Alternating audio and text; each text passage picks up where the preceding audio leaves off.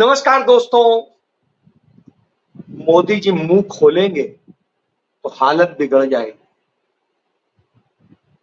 मोदी जी के मुंह खोलने का इंतजार कीजिए। चेतावनी दे दी है उन्होंने। यदि खुल गया मुंह तो फिर समझ लीजिए क्या हो जाएगा। प्रलय आ जाएगी, हालात बिगड़ जाएंगे। जी हां, कुछ इसी तरीके से नरेंद्र मोदी ने होशियारपुर में, जो पंजाब में पड़ता है, जहां से अभी भाजपा का सांसद है और केंद्र में मंत्री था डॉक्टर सोम प्रकाश। अब यह स्थिति है कि सोम प्रकाश को तो उन्होंने उतारा नहीं, कोई और कैंडिडेट उतारा है। बड़ा भरोसा है कि शायद मैं जीत जाऊं, सुरक्षित सीट है। लेकिन वहां जब जा रहे थे तो साहब हेलीकॉप्टर भी वहीं उतर रहा था। यह हिम्मत नहीं थी कि 1 किलोमीटर की दूरी भी तय कर सके। तो आप इससे अनुमान लगा सकते हैं कि किस हालत में है मोदी जी। और जब हमारे निवर्तमान प्रधानमंत्री नरेंद्र मोदी यह कह रहे थे तो उस वक्त सवाल उठ रहा था कि आखिर वो कहना क्या चाहते। उन्होंने जब इस तरह की बात की कि बहुत हो चुका, मैं अभी चुप बैठा हूं, जिस दिन मेरा मोदी का मुंह खुलेगा तुम्हारी 7 पीढ़ी का हिसाब निकाल कर बाहर रख देगा। तो मित्रों, अब लोग ये पूछने लगे तो पिछले 10 साल से मन की बात कर रहे थे, बगैर मुंह खोले हो रहा था, और पिछले 15 दिन से जो नरेंद्र मोदी भाषण दे रहे हैं उसमें क्या स्थिति है। 15 दिन में जो उन्होंने भाषण दिए हैं उनमें 232 बार कांग्रेस पार्टी का नाम लिया है और 758 बार सिर्फ मोदी मोदी किया है। मैं मोदी, मैं। तो यह स्थिति है। इससे पता चलता है कि हालत क्या है। लेकिन मां से महंगाई नहीं बोल सके, मां से मणिपुर नहीं बोल सके, लेकिन मोदी मोदी बोलते रहे। 421 बार मंदिर और मस्जिद की बात की है, मुस्लिम की बात की है। तो मंदिर की बात करेंगे, मस्जिद की बात करेंगे, मुस्लिम की बात करेंगे, लेकिन मणिपुर की आवाज नहीं आएगी और महंगाई की बात नहीं आएगी। तो साहब ये समझ लीजिए मुंह यह खोला है उन्होंने। जब उन्होंने मुंह खोला है तो 224 बार उन्होंने मुस्लिम और पाकिस्तान की बात की है। मुस्लिम और पाकिस्तान की बात की हो तो आप समझ सकते हैं। और 750 बार वो बात करते हैं जब अपनी, तो 550 बार वो बात करते हैं इंडिया गठबंधन की, इंडिया अलायंस, इंडी वाले। आप समझिए, जब इस तरह की बातें होती हैं तो आप क्या समझेंगे। नाथूराम गोडसे को पूजने वाले, उनकी जय जयकार करने वाले, सावरकर को पूजने वाले गांधी को कहते हैं कोई जानता नहीं था। अब आप इससे समझ सकते हैं कि ज्ञान क्या है। और मोदी मुंह खोलते हैं तो क्या होता है। मुंह खोलते हैं तो लोकतंत्र को लोकेंद्र बता देते हैं। अब वो मुंह खोल रहे हैं, लोकतंत्र को लोकेंद्र बता रहे हैं और न जाने क्या क्या बता रहे हैं।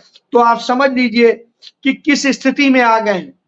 और जब इस स्थिति में आ गए हो तो आप इसको समझ सकते हैं कि कहीं ना कहीं एक बौखलाहट दिखाई दे रही। ये बौखलाहट है क्यों? बौखलाहट के पीछे की वजह क्या है? और जब इस वजह को आप तलाशेंगे तो पाएंगे कि वजह सिर्फ एक है। वजह यह है कि आज हार का डर साफ साफ दिखाई दे रहा है। 650 बार इंडिया अलायंस का नाम लेंगे, 232 बार कांग्रेस का नाम लेंगे, राहुल गांधी और गांधी फैमिली का जो है सबसे ज्यादा बार नाम लेंगे। अपने नाम से भी ज्यादा नाम लेंगे। अब आप समझिए, अपने ही नाम लिया है सिर्फ 758 बार 15 दिनों, और उसके बाद तो यह स्थिति होती है। और यह स्थिति होती है तब लोग सवाल पूछते हैं कि आखिर अब तक मुंह खोला तो क्या किया, क्या उगला। मेरे एक मित्र कहते हैं कि भैंस जब पूंछ उठाएगी तो गोबर ही करेगी। तो साहब, कि मोदी से मत जोड़िए। तो स्थिति यह है कि उसी तरह के कमोबेश कुछ हालात हैं कि अब मोदी मुंह खोलेंगे तो क्या करेंगे। क्या वो बात करेंगे अग्निवीर की? क्या वो सेना के शौर्य को बेचते हैं हर बार? तो बताएंगे कि सेना के साथ कैसे धोखा किया गया। और यह स्थिति हुई है कि जम्मू कश्मीर में सेना के लोग और पुलिस के लोगों में भयंकर संघर्ष हुआ। पुलिस ने एफआईआर दर्ज की है 3 लेफ्टिनेंट कर्नल और उनकी पूरे उसके ब्रिगेड के खिलाफ, और दर्ज की है कि उन्होंने जानलेवा हमले किए और सब कुछ किया। यह अराजकता है क्या? क्या हो गया है इस देश को? कहीं पुलिस से लड़ रही है, कहीं मिलिट्री पुलिस से लड़ रही है, कोई किसी से लड़ रहा है, समाज आपस में लड़ रहा है। मणिपुर में आप देख ही रहे हैं, 2 समुदाय गोली चलाए पड़े हैं, सब कुछ हो रहा है, और उसके बाद में ये कहते हैं। और नरेंद्र मोदी लोकचंद्र बताते हैं कि लोकचंद्र। अब लोकतंत्र तक तो सही कह नहीं पा रहे, तो मुंह से बोलेंगे तो क्या बोलेंगे, और मुंह से नहीं बोलेंगे तो कहां से बोलेंगे? कहीं और से भी बोला जाता है क्या? पता नहीं, नरेंद्र मोदी को यह पता होगा, क्योंकि वो कहते हैं भगवान के लिए काम करता हूं मैं। भगवान सब उनका वो है, वो तो अवतारी है, अविनाशी है। भगवान शिव सिर्फ अविनाशी होते और कोई तो होता नहीं। लेकिन नरेंद्र मोदी कहते हैं मैं अविनाशी हूं, अविनाशी हूं, तो आप समझ लीजिए। और वो अविनाशी कहता है कि गांधी को कोई जानता नहीं था।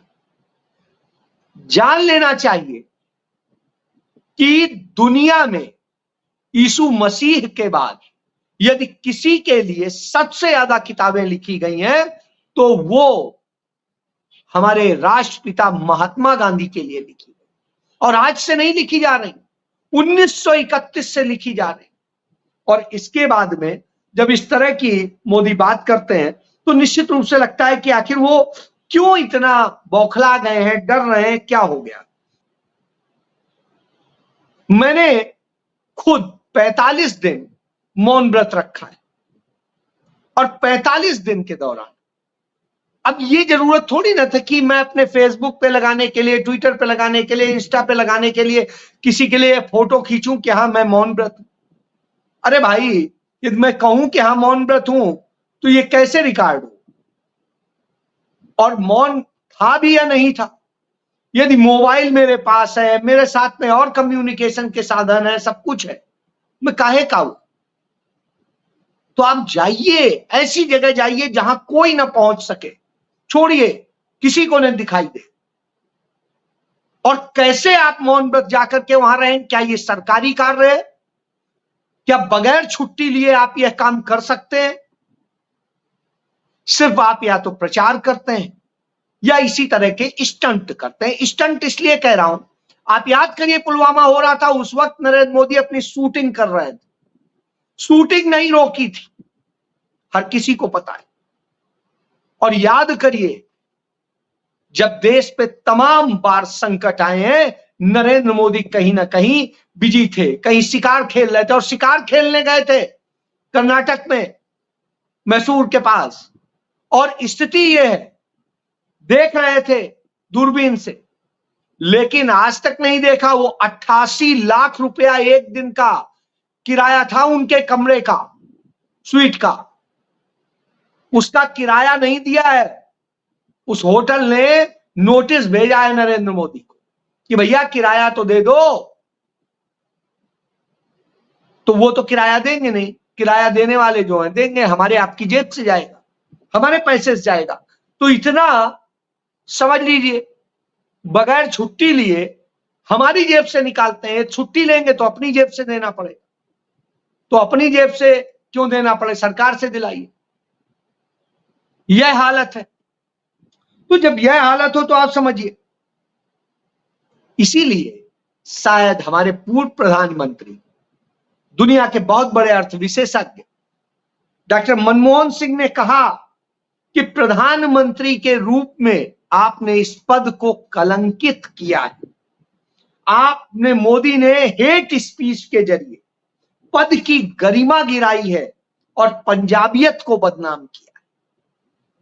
तो आप जो ये सब खेल बता रहे हो, ये खेल वास्तव में इस देश के लिए दुर्भाग्यपूर्ण हो गए, इसलिए आप बर्बाद, इसीलिए आपकी तुलना जब कभी कोई राहुल गांधी करता है तो लोग कहते हैं कहां राजा भोज।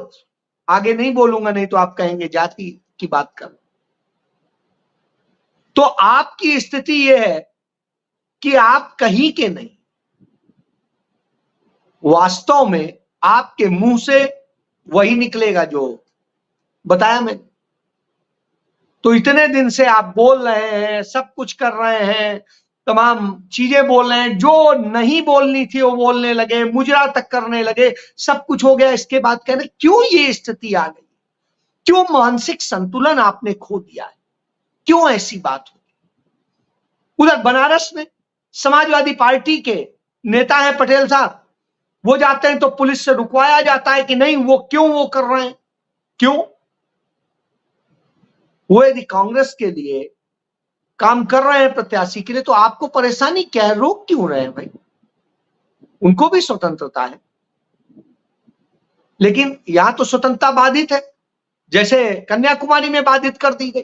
कह दिया गया जितने दिन मोदी वहां पे रहेंगे उतने दिन कोई भी विवेकानंद रॉक में नहीं जा पाए। जो बेचारे बुक कराए होंगे, चलिए उधर के साइड छुट्टी है तो घूम आए, तो घूमने की स्थिति उनकी बेचारों की नहीं बनेगी। और या फिर 2 दिन फ्री का वो किराया दें, उसमें होटल में रहें, फिर उसके बाद देखें। तो आप समझ सकते हैं इस तरह की दशा। तभी शायद जस्टिस मार्कंडे काटजू कहते हैं कि यह शख्स इतना दिमाग से पैदल है, खाली है, इसकी कुछ नहीं, इसके अंदर सिर्फ नफरत है, झूठ है, गोबर है, इसके अलावा कुछ नहीं, कीचड़ के अलावा कुछ नहीं। इसको कुछ नहीं आता है, कुछ नहीं पता। तो ये नफरत की मूर्ति। जब जस्टिस मार्कंडे काटजू साहब ऐसी बात कहते हैं, जो एक बड़े डेड ऑनेस्ट जस्टिस माने जाते रहे, निश्चित रूप से आता है। राहुल गांधी बार बार इस बात को उठाते हैं कि नरेंद्र मोदी आखिर बात क्या कर रहे हैं। उन्होंने कल भी कहा, गांधी को लेकर के उन्होंने बताया कि गांधी क्या थे, आप क्या समझेंगे, आपकी समझ बिल्कुल खत्म है, या तो आपने पढ़ा नहीं है, और पढ़ा तो है ही नहीं, वो तो दुनिया जानती है। तो इसलिए आपकी इंटायर पॉलिटिक्स जो आपने पढ़ाई करी है वो अपने आप में अद्भुत। अब उसकी डिग्री पे मैं नहीं कोई बात कहूंगा, लेकिन इतना जरूर कहूंगा कि जो भी है, आपकी पढ़ाई व्यर्थ है यदि आपको कुछ नहीं पता है। राहुल गांधी से देखिए, पूछ लीजिए, थोड़ा सा क्लास ले लिया करिए, राहुल गांधी को मना लीजिए, वो क्लास दे दिया करेंगे, पढ़ाने में वो माहिर हैं, जाते ही हैं तमाम यूनिवर्सिटीज में पढ़ाने, आपको भी पढ़ा देंगे। नहीं तो आप तो गलगोटिया यूनिवर्सिटी वाले स्टूडेंट लगते हैं। तो ऐसी स्थिति में गलगोटिया, एमटी जैसी यूनिवर्सिटी वाले मत बनिए, आप पढ़िए थोड़ा सा। राहुल गांधी हार्वर्ड यूनिवर्सिटी के हैं, कैम्ब्रिज यूनिवर्सिटी के हैं, दिल्ली यूनिवर्सिटी के भी हैं, तो आपको वो पढ़ा देंगे, बता देंगे, आपको जान में आ जाएगा। क्योंकि वो हर बार जब भी बताते रहे, जिस भी मुद्दे पे बताते रहे, वो सही साबित हुआ। यह इतिहास गवाह है इसका। किसी भी मुद्दे पे, देश के आर्थिक मुद्दे पर हो, देश के स्वास्थ्य के मुद्दे पर हो, देश की व्यवस्थाओं के मुद्दे पर हो, और अब वो आपको बार बार बता रहे हैं कि देश के लोगों की स्थिति क्या है, बहुत बुरी स्थिति है, उसमें कैसे सुधार किया जाए, क्या किया जाए, इसके लिए आप सोचिए। आप सोचिए कैसे हो ये अग्निवीर बना के जो आपने सैनिकों की स्थिति की है। राहुल गांधी गए थे अग्निवीर जो शहीद हुए दो उनके घर, और जाकर के उन्होंने उनके दर्द को साझा किया और रोने लगा उनका परिवार। उसने बताया अपना दर्द। महिलाएं बता रही हैं कि किस तरीके से पंजाब में नशे की तस्करी चरम पर है। ना आप रोक रहे हैं, ना पंजाब की भगवंत मान सरकार रोक रही है, आम आदमी पार्टी की सरकार। तो ऐसी स्थिति में लोगों का जीवन बर्बाद हो रहा है। आपने तमाम तरह की खाई बना दी है। एक तरफ अमीर से अमीर लोग जो आपके बैठे हैं आपके लिए वो करने वाले, वो है। दूसरी तरफ गरीब से गरीब हो गया। तो सबको कैसे एक ये संतुलन स्थापित किया जाए, इस पर काम करने की जरूरत, रोजगार देने की जरूरत, इन पर बात कीजिए। इन पर बात कीजिए कैसे चाइना ने हमारी इंडस्ट्रीज पे कब्जा कर लिया है, हमारा प्रोडक्शन खत्म करा दिया है, जिसके कारण रोजगार नहीं पनप रहा है। उसको कैसे बचाया जाए, कैसे हर चीज मेड इन इंडिया की जाए। आप मेक इन इंडिया का नाम आपने तो दिया था, लेकिन हुआ उल्टा। चाइना से आता है, ठप्पा लगा। तो ये मत कीजिए, यही करिए। हमारे पास जितना मैन पावर है किसी के पास नहीं, उसे ट्रेन कीजिए, तैयार कीजिए और देखिए आप रिजल्ट। अभी समस्या या आप नाकारा बना करके उसे वोट बैंक में तब्दील कर दें। समस्या या तो राहुल गांधी से कम क्लास ले लीजिए, आपको लोकतंत्र भी समझ में आ जाएगा। तो आप कम से कम वो गलत नहीं बोलेंगे, आपको समझ में आ जाएगा क्या बोलना होता है, क्या नहीं बोलना होता है।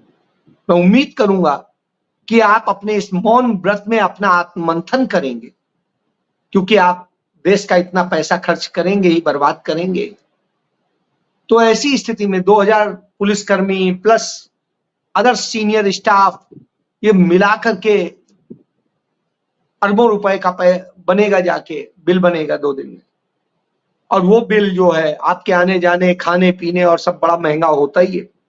तो ऐसी स्थिति में बड़ी समस्या है। बहरहाल इस समस्या का समाधान वाराणसी की जनता ने ढूंढ लिया है। देखिए क्या होता है। जय